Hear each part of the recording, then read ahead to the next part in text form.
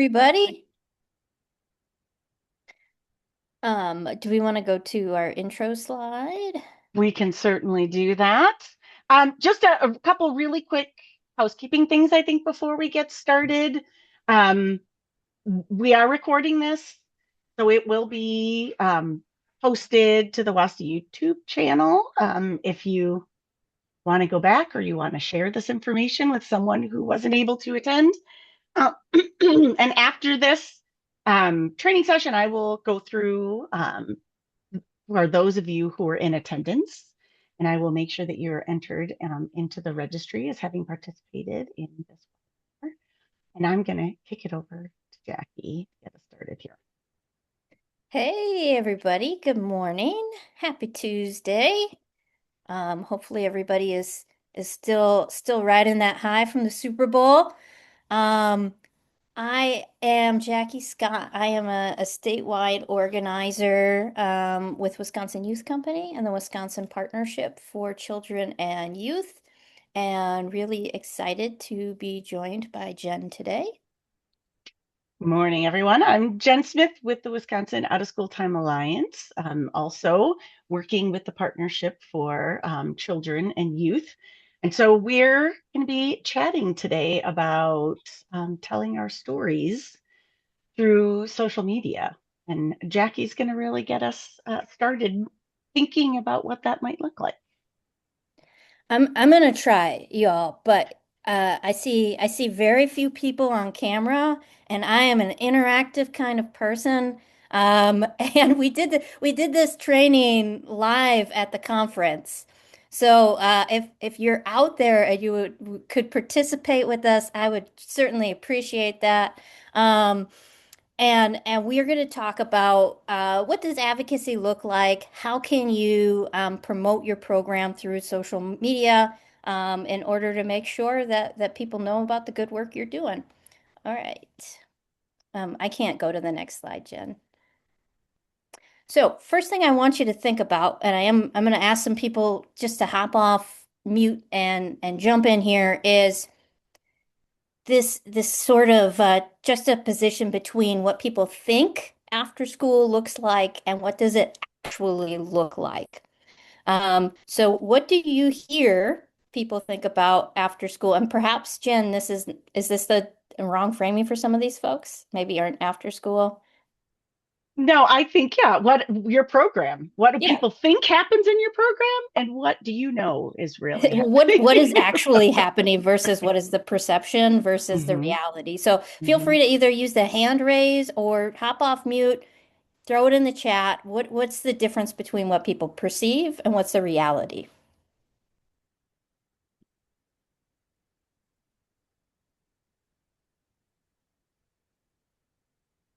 I see some people who look like they're typing, so that's good. Where do I see the hand raise option?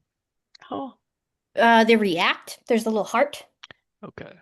and then if you Let hit me that, just there's a, try it. I know I already talked, but I want to try this. There we go. there you go. Um, Yeah. I noticed a lot of people just think about it as daycare and don't know all the academic and SEL type programs we're running. Yeah, yeah. 100%. That is across the board. It doesn't matter what age you work with. Uh, People have a tendency to think you're working with kids. It is daycare, it's childcare, as if there's something innately wrong with taking care of our children, right? But they have this misconception that that is daycare. And what other misconceptions do we have or perceive versus reality? Amy in There's a the couple chat. in the chat. Yep, Amy in the chat says it's childcare, unrelated at all to the school day. And the reality is there's an alignment to academics, and it is an extension of the school day in a fun way. And there was another comment in the chat. They just play all day, but we Hmm, actually do educational activities. absolutely. Um, yes, learning through play. They feel like they're not learning, but curriculum is being taught. And yeah, that's a huge misconception, right? Is that if kids are having fun, then they're not learning. But we know the reality of being with kids and mentoring kids and having time and space for kids, um, where they're actually enjoying what they're doing and they're engaged, they're going to be learning at a higher level. So that's why quality after school programming is linked in studies to academic success, even when you're not specifically just teaching academics. Um, and this idea that it's just a nice thing to have, but the reality is that these programs are absolute necessities for families, for working parents. Absolutely. Yes, yes, yes. Thank you, everybody, for that. Okay, so why share our stories? Well, this is exactly why you all need to be sharing your stories, is because our perceptions and our realities are not always aligned. And actually, for the vast majority of the public, even with public that has kids, most of our perceptions are outside. They're not aligned with what actually is happening in these programs. So then the question is, what is stopping programs from actually sharing their program or from sharing your stories? Um, and a lot of what's stopping people from sharing is lack of time, right? We know you're working in these spaces. You have a very, very limited time to actually do your job. So that is a barrier to some folks not understanding like how to do social media. So we'll give you some tips and tricks today for some very basic things. We're going to make the assumption that most of you know very, very basics about the platforms. We're going to talk about LinkedIn, Facebook, Instagram, right? Some of the basics.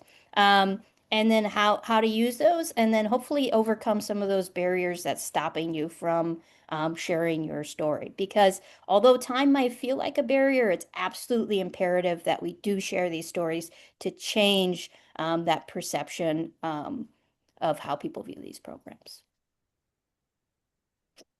All right, so from Medford, Wisconsin, Dr. Terry Peterson, who also, if you did not know, was instrumental into creating the 21st Century Community Learning Center grants.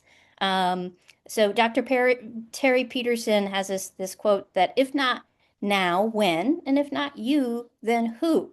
So we're talking about advocacy, and that's going to allow other people to understand how vital the work it is that you do every day.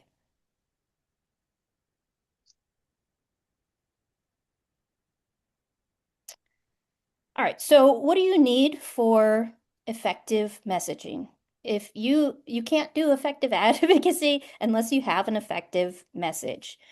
So first of all, who are you talking to? Who is on your platform? Jen is going to get into the specifics around what time of day is best to use each platform, what platforms to use for which audience. And sort of why would you use one platform or another, and how do audiences change and shift? So be thinking about, why are you doing this in the first place? If you don't know your why, you have to step back from your post and realign to what you're doing. That's first and foremost. Third thing, when you're talking about social media, you want to be clear, you want to be genuine, and you don't want to be overly wordy. We're not putting paragraphs and paragraphs of information. We're talking about social media. Get to the point, because you're dealing with people, and we all know our attention spans are like this, right? We are goldfish. We don't have memories. We don't have attention spans anymore. So what are you doing to capture people's attention? And Jen is going to do a really nice job of going over some ways that we can do that in a little bit too. Um, Also, when you're thinking about messaging, what are you appealing to, right?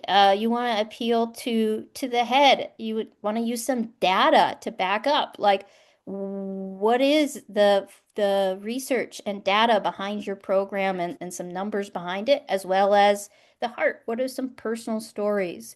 What are some touching things that maybe a parent said, or a kid in your program, or a staff member shared? And share those stories. Or maybe you have a cool event that was some like really touching message that came through, or a kid did a card to a program coordinator and you want to snap a picture of that and put that out there, that's appealing to the heart. And then also, this is the one we often forget about is gut. So we want data, we want personal stories, and then gut is, does this story ring true to you?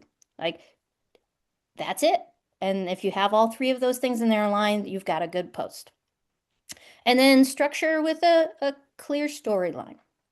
Oh, sorry. That's fine, Jen. It's a little quick on the button there. So what actually works and what doesn't? We're going to look at some actual examples from our social media from the Wisconsin Partnership for Children and Youth. So here are three different real posts. And in the chat, I'm going to ask you, and we're going to show the text below these in just a second, but I want you to look at the images themselves. And in the chat, I'm going to ask you, which one of these posts do you think is going to have the most interactions on social media? And this is in particular to LinkedIn. So that gives you a little bit of feel about you're dealing not so much with parents and programs and community members, but more so policy leaders and people that are running programs on LinkedIn. So which one of these do you think is going to have the most interaction? And we've got three images here. So first one, here are all of our 21st century sites. Second one, here's a website talking about what's going on when those funds were being withheld last summer. And the third one, we've got an image of a program. And then Jen, can you go to the text that goes in lines with these posts as well on the next slide? All right, and then here is the text and then some tags. And then if you just want to throw in the chat, which one do you think had the most interaction? And if you're feeling brave enough and you want to either raise your hand or just pop off mute and say why or say why in the chat, I'm curious to know which one, why you think the one that you think. We have lots of threes in the chat.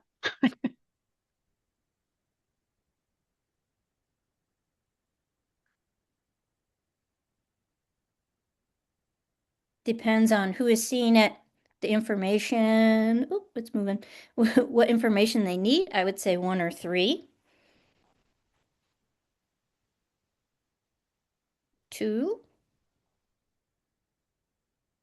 Yes, the third one's showcasing programming students. It's visual.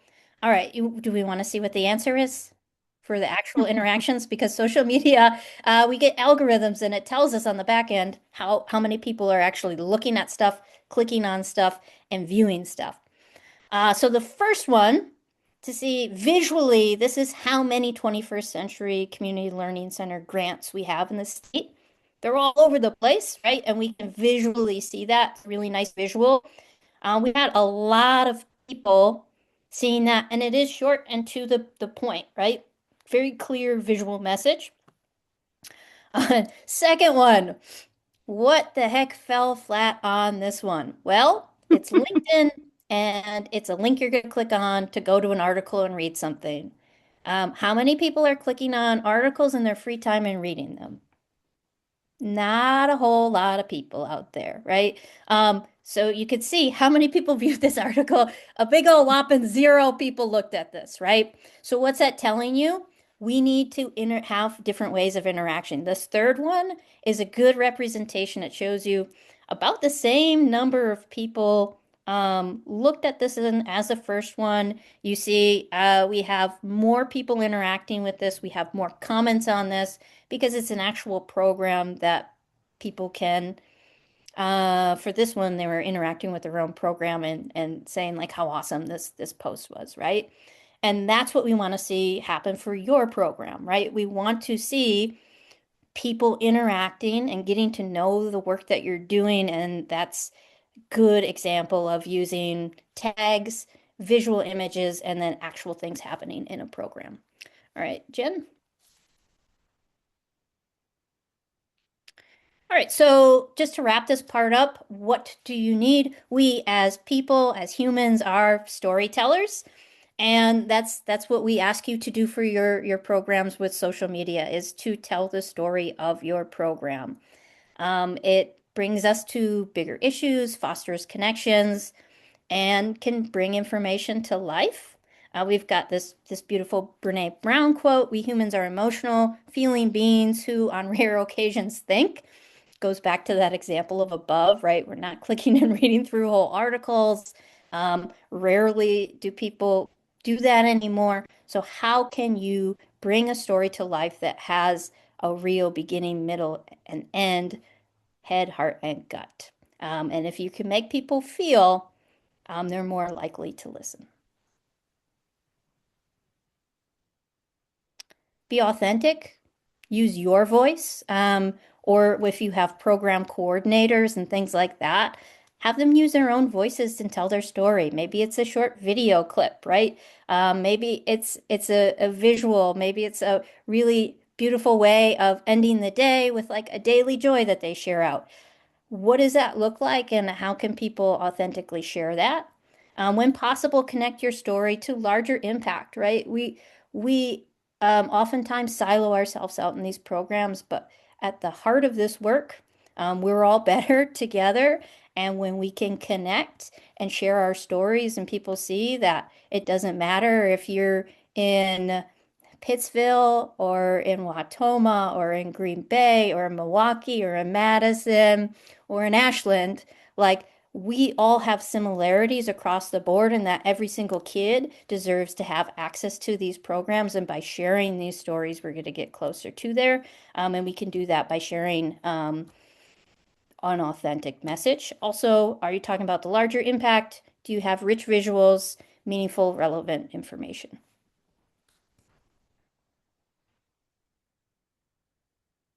And then this is something for you to think about for your own program. So what do you have happening right this second? Oftentimes when we think about social media, we think about, oh, I have to have this giant event. I have to be doing a lights on after school event. I have to be doing this special families coming in, or maybe we have an elected official coming into our program. There has to be something going on. No, you have to tell the story of what you do on a day-to-day basis so people stop thinking about it in a way where it's not accurate, right? They have to stop thinking about what you do as childcare. So if you're only looking for like a special event that you do every 3 months, then people are not going to break out of like that daily cycle of not understanding how powerful it is and how important it is, this work that you're doing. All right, so what you do on a daily basis. It can be small stories. It does not have to be huge. So think about that and how you can share your own stories through social media. Now, Jen, I think you're going to get into how people can actually do this and use this information and get some tips and tricks for posting and that kind of thing. So I think it's your turn. Yep, it is. I'm curious if anybody had anything that came to mind when Jackie asked about what you might be able to share. Anybody have anything that kind of popped up?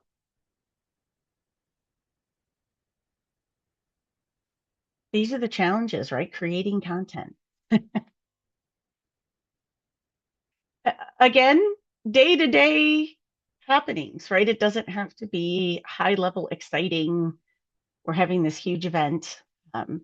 But kids engaged in this really cool project, and this is what they created as part of our program. And so we can share that story, and that level of storytelling is going to be ongoing. We'll be able to do that week to week, highlighting something that happened every week in our program space, right? That's not necessarily kind of this huge happening, but just something that's happening regularly to reshape that perception of what's happening in our programs so that people are really seeing kind of the reality of what's going on day to day and what we're doing.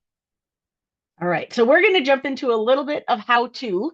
If you have questions as we're going through this, let me know. We have a small enough group, you can just unmute and ask, or you could throw it in the chat. But we're going to start with visuals because social media is very much a visual platform. And so as we saw with Jackie's examples, the article that really didn't have much of a visual fell pretty flat. And the stories or the posts that had some of those clear visuals had much more engagement. And so when we think about visuals, videos are the most engaging. So videos are better than graphics, which are better than images, which are better than stock images, which is better than just text, right? So the more interactive, I would say, like if we have a video or if we can create an animated graphic, right, that's going to be much more eye-catching for people as they're scrolling through social media. If it's a stock image that looks like, this glossed over professional picture of kids that probably don't live in my community, not going to be as interesting, right? So the more organic and natural and engaging, the better the visuals are going to be. Question, I see your hand up. Yeah, can you explain a little bit more what you mean by graphic? I am going to jump into that. So Okay, yeah, sorry. I will absolutely do that. No, thanks. You're foreshadowing what's coming next. I appreciate that. I'm going to talk just briefly about videos first. One of the things with videos, because we are working with minors, we do need to ensure that we have a media release for any images or videos that we capture that have young people in them. Many programs I know have releases like that as part of their enrollment paperwork. So if you don't, that is something to keep in mind, that you cannot publicly share images of minors without having consent from parents or caregivers. So you want to ensure that you have that release. Um, when we're thinking about videos that we can upload directly to the platform, like Facebook or LinkedIn or TikTok, right, is going to be better than linking them to YouTube or Vimeo. Often, when people are in a social media platform, they're not going to click on something that's going to take them someplace else. And so that's really what we call a native video, right? So uploading the video directly to the platform so they can just stay right in there and watch it is really what we're going to be is going to be the best way to do that. If you're not showing faces, if there isn't individually identifying characteristics of individuals, I would say you probably don't need that, although I would encourage you to double check with your organization or I guess someone who maybe has more knowledge about that than I do. That seems like a legal question. And so my initial response is I don't know that you would have to if you can't identify any of the individuals in the image. But I don't want to give you inaccurate information. Jackie's shaking her head. Okay. So the two of us are saying you probably don't. Um, Videos that are people centric, right? So that are focused on human beings are going to be more engaging.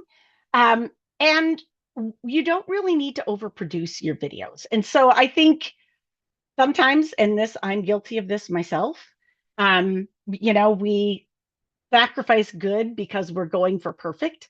And the reality is, getting the message out in an organic way is going to be more important and actually more likely to gain traction than something that looks too overly produced. So, this image is actually a video that a high school student made of himself outside talking about why his teen program was so important. It's a pretty organic, simple video that he made with his phone outside talking about the value of his program, right? And so we uploaded that to some social media platforms. It had a lot of engagement around why kids see value in what they're doing and after school, day to day. Doesn't need to be overly complex or fancy, right? And I think those more real and organic messages, people are really looking for those, especially I feel like currently because so many things are artificially created that they're unrealistic, right? And so the human element I think is really important. If you have an interest in learning how you can start recording videos in your program with kids in your program. Make this an activity that you're going to do in the context of your program. I'm going to put this link in the chat on the WASTA website on the STEM page. Under page navigation, if you click on PBS Wisconsin, it'll take you down to the segment on the right. We have a pre-recorded webinar with PBS Wisconsin on how to start incorporating media production for beginners. You don't really need to know how to do much technologically. If you have a phone, you can start media production for beginners. And he has all kinds of information and resources. There's a slideshow, additional links, and a highly engaging activity for young people to create their own videos. So I would encourage you to take a peek at that as a way that you can bring some videos to life on your social media page. All right, graphics is the next best, right? As we're kind of working our way through what visuals are the most engaging. So graphics really are a way to lift up or highlight, add some additional flavor, color, eye-catching elements to your images, right? So you have these great pictures of kids in your program, and we could really level those up by putting them in a graphic, right? So I could put the 3 pictures of the kids in that Hayward After School program. I could just have those as individual images, or I could put them in sort of this larger graphic post that really is much more eye-catching, right? I'm going to notice the colors, the little cute handprints that are up there. That's probably going to catch my attention as I'm scrolling through my feed. If you are not familiar, Canva is a very basic graphic platform. It has a free account. It doesn't cost you anything. They have templates. So you can look for social media templates specifically, and they'll give you all kinds of suggestions, and you can just change the wording, plug your images in, save it, and you're good to go, right? So it's a pretty user-friendly platform for you to create kind of more engaging visuals for any of the images that you might have for your program. Jen, this is also a great example of a program with release versus not a release. You can see faces and pictures versus not. Thanks for pointing that out, right? So the kids, you're looking at them from behind, and the other video and the other visuals, in one visual and the other you're seeing the kid's face on. That's awesome. You can also use graphics without images, right? So if you want to highlight a particular event, or like Youth of the Year, right, that the Boys and Girls Club was highlighting, if you want to highlight, we're doing something to celebrate Children's Mental Health Awareness Week, you can create a graphic for that. Data, which Jackie talked about, maybe you want to have an image of something that's happening in your program, and then you want to have a little snippet of data that's related to that. Like, there are kids on the waiting list who can't get into these programs, right? Because we don't have adequate funding and staffing to support these programs, and encouraging people, to support programs in their communities, right? So there's lots of ways that you can kind of connect what's happening with some of this information. And then I see the chat that Canva also has an app that you can add captions to a video. Thank you for adding that. Little tips and tricks, right? So a lot of ways that we can kind of utilize some of these tools to help us make our lives easier, right? Work smarter, not harder. You can also create GIFs, which are animated graphics, right? And in Canva, when you create kind of a template, you can select to add animation. So you can make it as simple or complex as you feel comfortable doing. The one caveat here is only certain platforms allow you to use GIFs. So it may not be worth your effort and time to create these if you're posting on Instagram, because Instagram, you can't use GIFs. They don't post. It just shows an image, right? So kind of know before you put in the effort to create something. when we think about images, humans are better unless you're highlighting, like we just got this new really cool STEM equipment, right? Then you can maybe highlight an element of your programming like that. Or maybe you have a therapy dog that comes to visit once a week. And pets, people love pets. Animals are also very engaging. So maybe you just have a really cute picture of your therapy dog that you're going to post. Um, Candid pictures are better than posed when possible. And maybe you're highlighting a group of kids who did something that was particularly cool. They collected donations for the local Humane Society. That might be a post picture of kids with their donations. But pictures of kids actually engaging in activities that are a little bit more candid are going to get a little bit more attention. I'm trying to think if there was anything else I was going to say about the images. I'm off my slide notes. I don't leave anything out. I guess I'm just avoiding stock images, which I kind of mentioned earlier. Um, less engagement when people see things that look a little bit too polished and maybe artificial in some sense. All right. So any questions about the visual element of posting?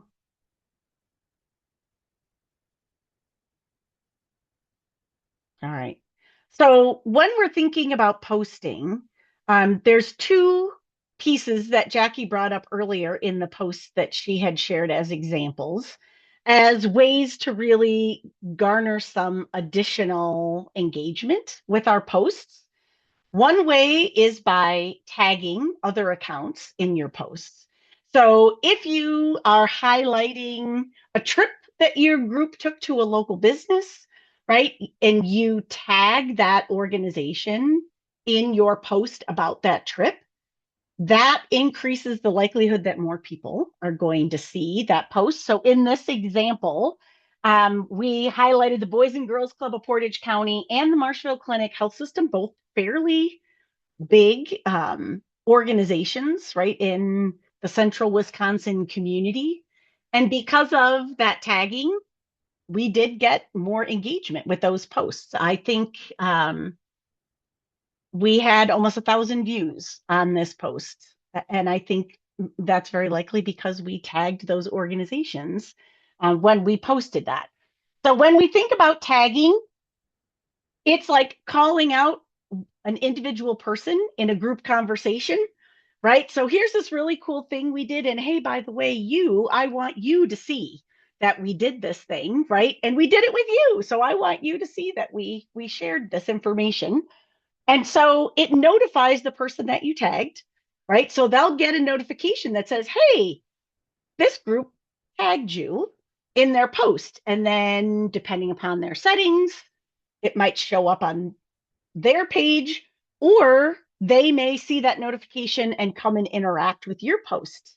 Maybe they'll like it, maybe they'll make a comment, right? And we will discover in just a moment that every one of those comments, likes, helps boost what you are trying to do with social media, right? It's all about the engagement.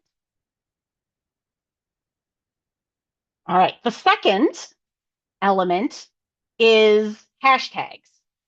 So when we think about hashtags are really connecting to a bigger idea or concept, right? So this post was posted over the summer about a summer program.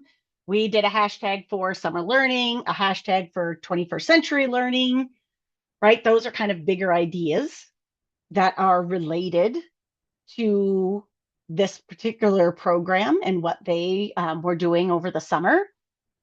And so when we think about hashtags, it's kind of like putting a label on a file folder and saying, this is what we're talking about in this post.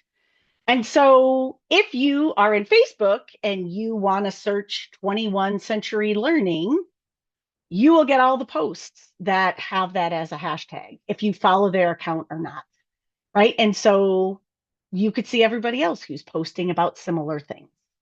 If you use the hashtag after school works or the hashtag extended learning, right? Any of those hashtags are really kind of identifying that this is talking about kind of a particular topic that is related. So any questions about tagging or hashtags?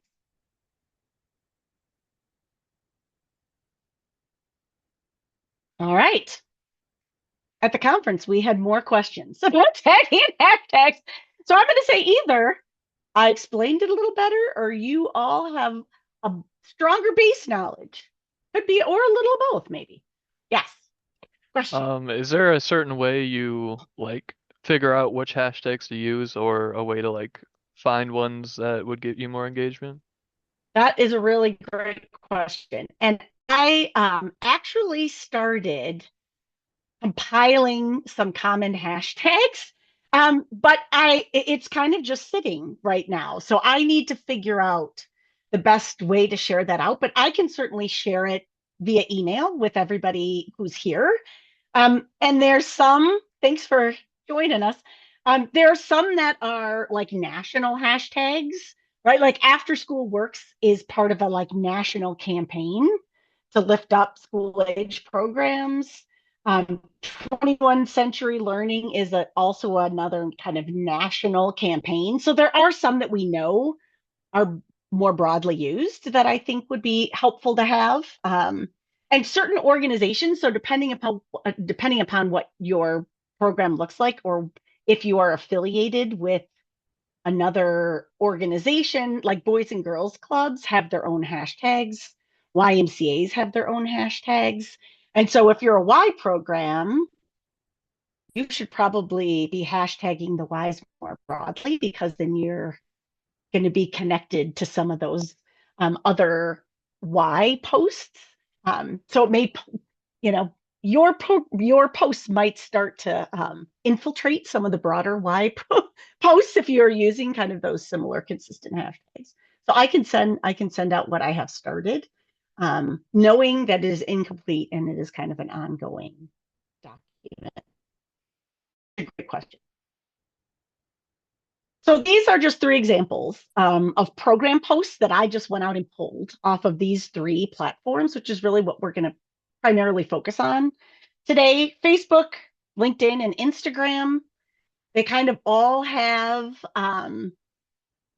a conglomeration of the things we've talked about. Some use graphics, some use very kid-focused, in-the-moment images, some have hashtags, some have links, right? So just kind of visual representation of what programs are currently doing out there on social media. If you just went out and looked, there are some people who are already doing some of this stuff.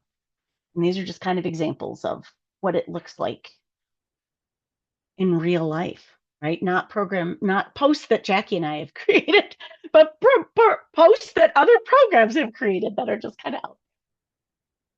All right.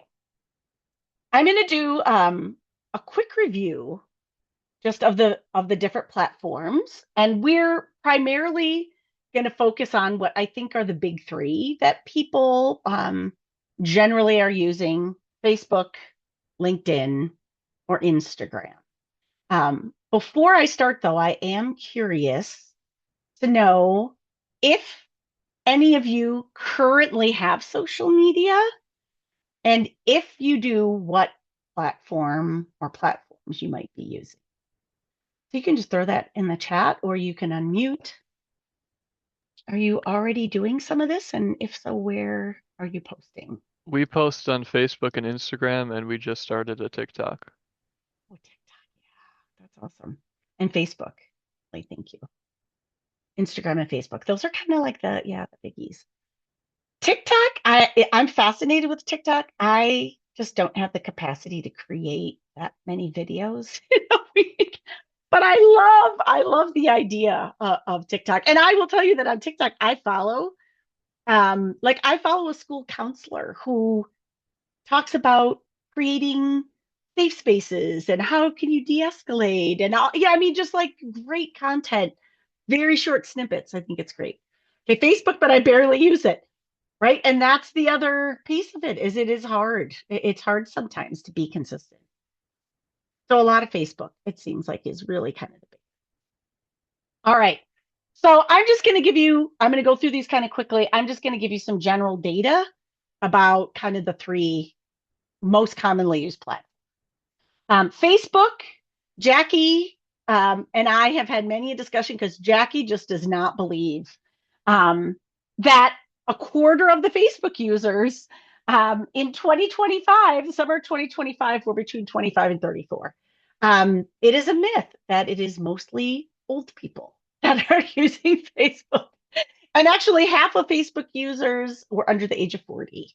Um, and so when we think about Facebook, it's kind of an even split between men and women. Facebook really generally is the best platform if our goal is to connect with families and people in our community, to let them know what's happening in our programs and kind of share out, these are some upcoming events, right? So it's kind of it's a nice platform if we're looking to really connect with those who are more directly engaged with our program. So what works on Facebook? Positive story, youth voices, right? So kids thinking about things that they like, or even images with just a quote visual on there. People centric, behind the scenes, right? So things that are not overly polished, but this is what it looks like when the staff is getting ready before the kids show up, right? A little peek behind the scenes is a little bit more engaging. Things that are relate to parents and families, things that relate to other professionals who are doing work supporting kids in after school or other spaces. Some pop culture references, light humor. You can incorporate external links to Facebook. Although, again, that should be intermittent because most people are not going to click on a link and leave the platform. But they do work. And so sometimes maybe you're doing a drive to collect something and people might be more motivated and engaged, especially if they participate in your program. And so they might be more likely to click that link. But a link to some article, probably less interest, right? So you're going to kind of gauge. Policy, jargon, opportunities is like, hey, come listen to me tell you about this great thing that you could do. Less traction with those kinds of things on Facebook. I think there's a lot of people trying to market and sell stuff. And so people tend to kind of scroll by things that look like what they perceive as those kind of opportunities. And gifts don't work on Facebook. And I say sort of because you can use them in comments on other people's posts, but you cannot post a GIF as a primary. It's kind of interesting. But you can react to other people's posts using GIFs, which can be kind of fun. Facebook, highly influenced by your activity. So the more you are posting and engaging with other people, the more the algorithm is going to push you out to people, right? So that is the challenge, I think, for a lot of us with many of these platforms is having the time to consistently post and then to also have the time to make sure that we're at least to some extent interacting with other people or other organizations because that interaction is what boosts our being seen, right? So carving out a little bit of time to do that can be the challenge. When we look at the best times to post, it's interesting. It's almost always during the workday, and Jackie and I kind of chuckle about that. People are scrolling their feeds. But this darkest blue here are the times of greatest engagement on Facebook. So really kind of like anytime between 9 and 1 weekdays is when when Facebook is most active. So that gives you a little bit of direction when you're thinking about, oh, we had this really cool event. It happened at night. You don't have to post it in real time, right? Take the images, create a graphic, and post it a day or two later during a peak time where we know there's a lot of engagement happening. And also, anybody that is on their phone on Facebook right now is aligned to the highest user interface right now. It's happening. Yes. Yeah. And Chase, I appreciate the comment. Your analytics might tell you when the people who actually interact with you, when that time is. So that 6 p.m. is probably specific to when people are interacting with your content. But in general, with Facebook, that is when most people are interacting with the platform, is kind of during the daytime during those. So that's a good point to kind of recognize that there is a little distinction there. All right, LinkedIn um, has a lot of growth recently. I would say in the last few years, LinkedIn has grown pretty significantly. Half, oh, this is interesting. Sorry, I'm throwing myself off. I have LinkedIn and then I see it says Instagram. So there's kind of a typo I have on my slide. Sorry, I confused myself. So that should say LinkedIn, about half of them were age 25 to 34 in 2025 who are using this LinkedIn. And it's really more focused on kind of professional content. LinkedIn used to be viewed as more like looking for a job and making connections for employment. It has really expanded beyond that to sharing information and resources and tips. That's a little bit more professionally focused, but not pigeonholed to kind of that employment. All right. So this is the one platform where you can use longer form. So you can post an entire blog on LinkedIn and it will still get engagement, where all that text on other platforms is not going to get that same level of engagement. Uploading videos directly to LinkedIn, right? So people can watch it right there. Tips and tricks, again, visuals, external links work on LinkedIn. GIFs also work on LinkedIn. It's one of the only ones where they do as a primary post. LinkedIn doesn't like silly so much. So overly silly posts or just fluff, like I'm just posting something to fill space on my timeline, is kind of filtered out by LinkedIn. So when we talk about their algorithm, their priority is quality. So that's why they kind of filter out some of that more fluff and silly stuff. They really are looking for higher quality content. When you post something on LinkedIn, it gets shared with your immediate connections. And so if those immediate connections engage and interact, then LinkedIn will share it out beyond that first inner circle. So it kind of is an inner circle. And then if people engage, then they share it out more broadly. So making sure that you're following other organizations so that you're, kind of they're following you, you're following them, helps with that kind of initial ring of engagement. And again, during the workday, during the week, is when most people are engaging in LinkedIn. All right. Lastly, Instagram. Jen, can I jump in just real quick on LinkedIn? Because I think please do. Important for folks who are posting is to understand, like, a lot of elected officials and policy makers are on LinkedIn and interacting on there, and people who are running and directing organizations. So that is a great place when you're talking about changing perceptions and getting funding into programs and things like that. If you don't use LinkedIn, it is something to consider for your organization because you can connect to a lot of people, in particular people who have power. Yeah, thanks for pointing that out, Jackie. Absolutely. Larger organizations, even community foundations, United Ways in your community, any of those kind of more formalized entities, LinkedIn for sure is going to be a good space.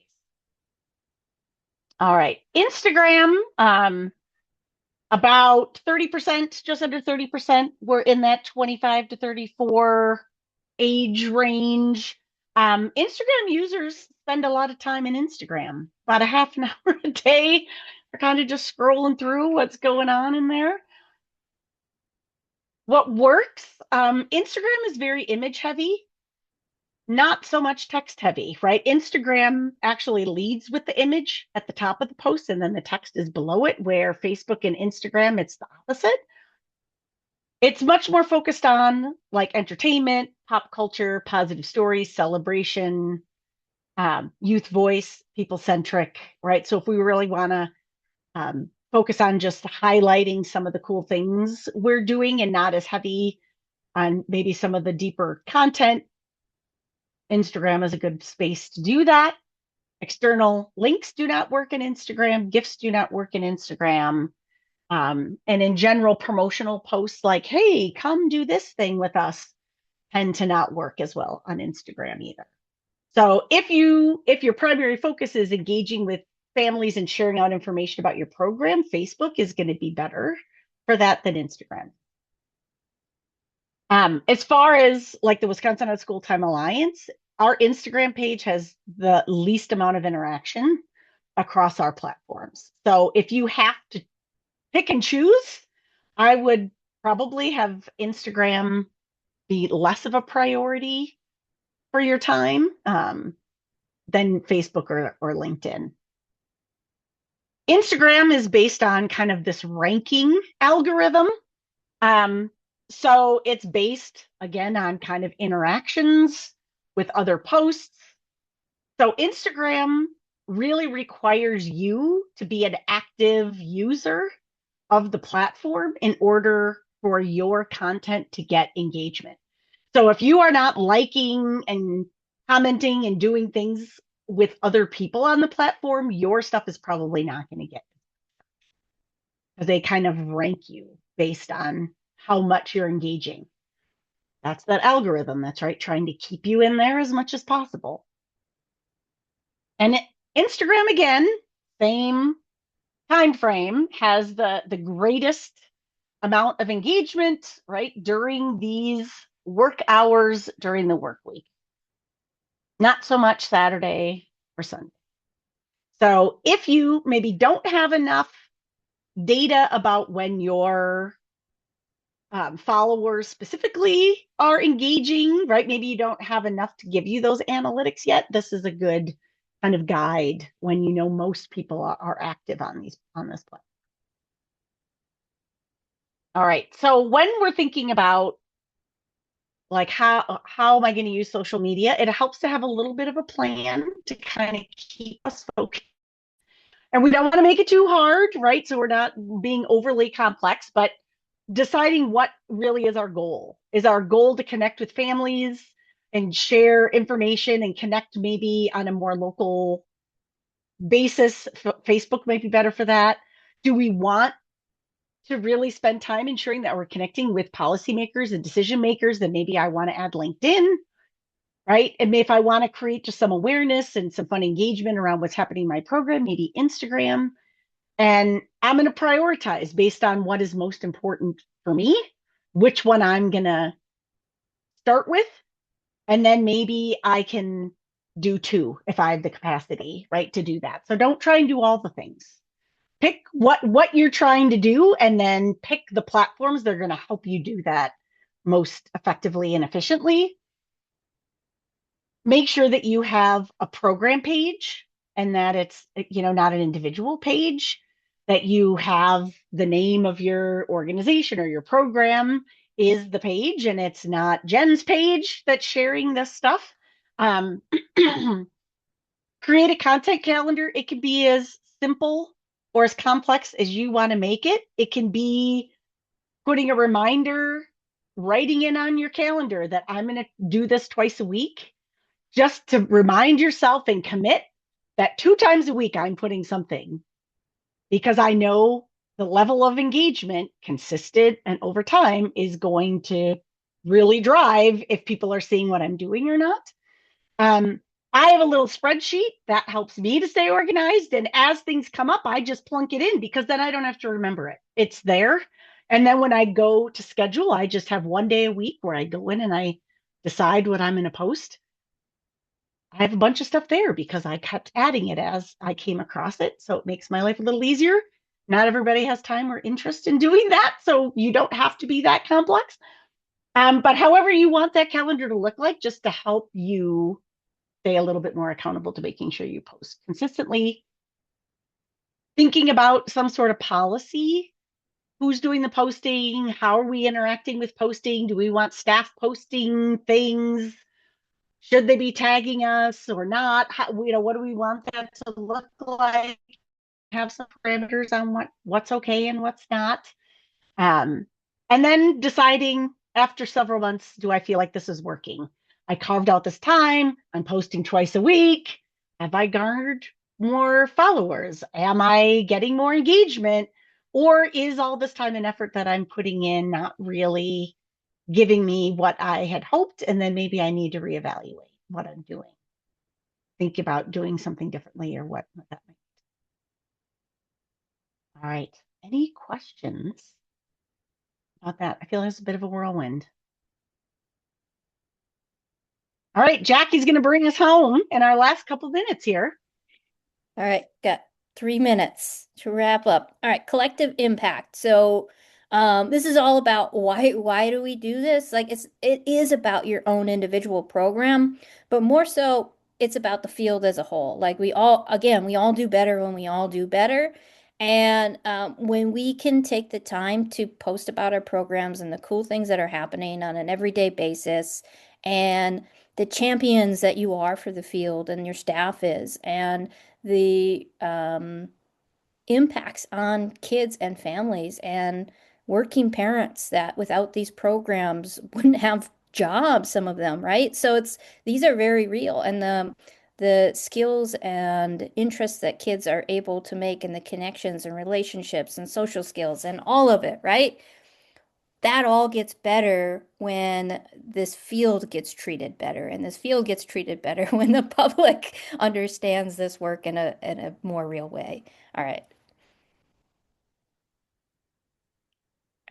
Across these are all of the after school programs across and summer programs across Wisconsin.